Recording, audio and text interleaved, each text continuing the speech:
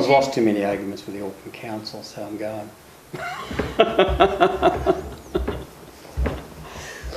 No, you know, people are. Well, when I rang my daughter in Australia, I said, "Oh, I'm telling her." She said, "Oh, that's good, Dad. Yeah." She said, "What's the reason?" I said, "Well, there's 3 reasons." I said, 1, I'm sick of dusty roads and muddy roads. 2, I don't like the Auckland the Auckland City, super city. And I said the other one, I says, you don't get much of a view out of a coffin. Now, this is a settlement area, you know, for the Lands and Survey, and they developed up all the farms, you know. The earlier ones were settled in about 1953 was the first lot, and then, you know, from then on, the area built up. So it was pretty well in its infancy when we come here. Yeah, and the road was pretty dreadful. The chairman of the school committee came around and says, "Oh, we're looking for somebody to go on the school committee." So I went on the school committee within a week of arriving here, and I only had a 2.5-year-old daughter. It sort of went from then because I got a better introduction to the area, you know. So I got inaugurated into the golf club, so we had to go to the golf club, you know, and all that type of thing. Graham Forges and I, we decided we'll set up a settlers committee because we thought we were getting a raw deal out here.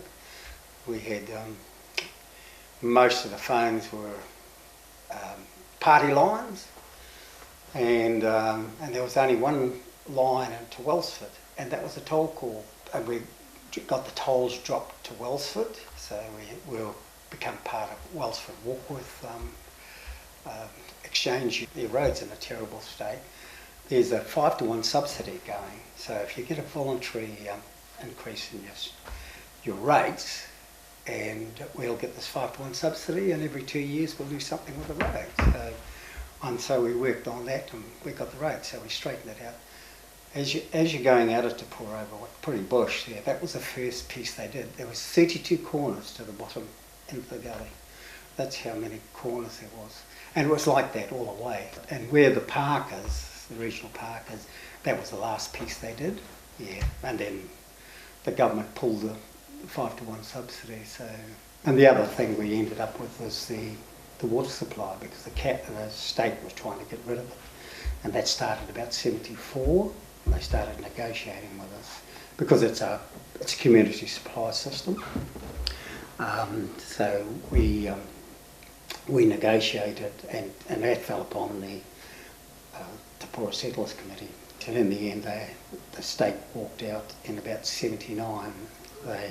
They'd had enough.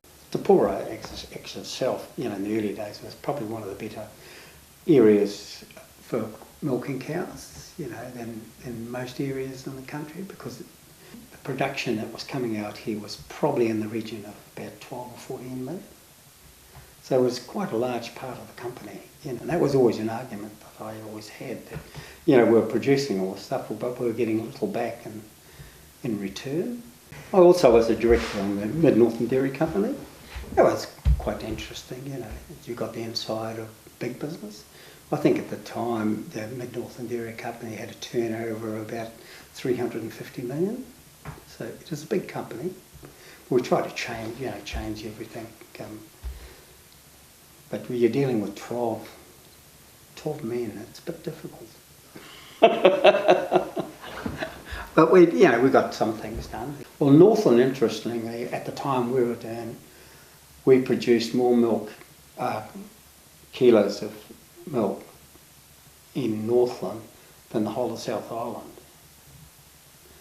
You know, it was just amazing figures. But grandfather Hughes, he was quite really, you know, he was a tough old Welshman. He was quite a hard man, yeah, but he was a very successful farmer, because he went to the First World War when he settled, and he lost his arm putting on the belts, because it's all belt driven, you know, and old engines and that.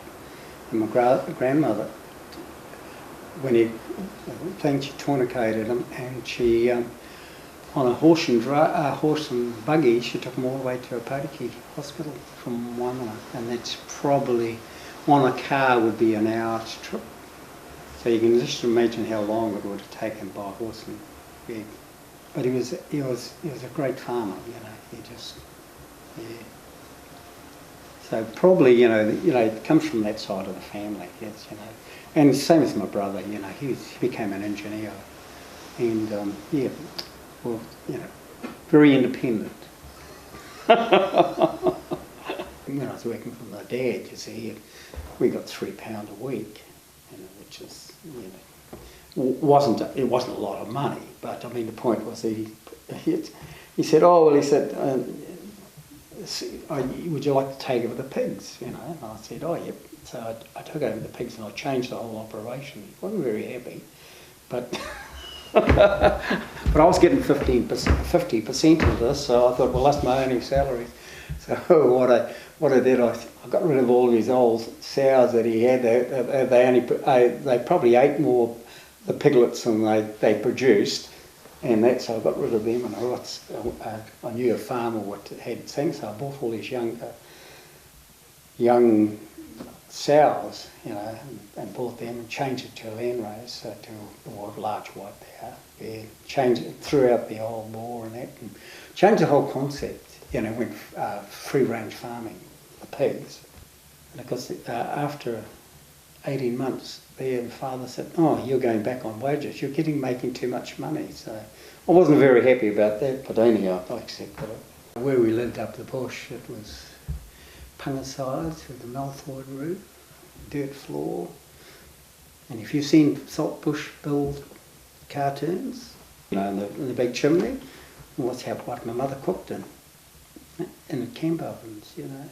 But of course we never saw many people up there, only fishermen that come up, you know. We come out when I was 9.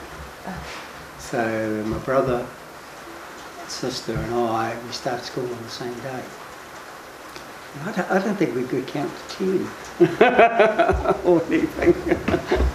It was quite odd. My mother was a teacher, but I think, you know, she was too busy with the kids and milking the cows because the father was never there, you know. He was out playing soldiers. Yeah. As a kid, you know, I was an asthmatic, and I spent a lot of time in hospital in and out, you know, draining my lungs and everything like that. So, you know, I decided when I was just going to high school, and I decided, well, I'm going to do something about this. So I took up running. I used to say I was mad. I used to run for miles. and I went harrier running, and I did, I raced up Mount Edgecombe. That's a thing. There was a mountain race. I ran up that 4 times. I never won it, but 4th was the closest I got to the top. But yeah, so it was just one of those things.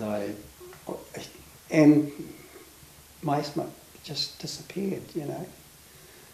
Any sport I got into, I gave it my 100%. Yeah. When I smashed on my shoulder, I took up refereeing, you know. So even in that, I was doing reserve grade representative, you know, before I come up here. I give everything what I do 100%. No, I don't do half things.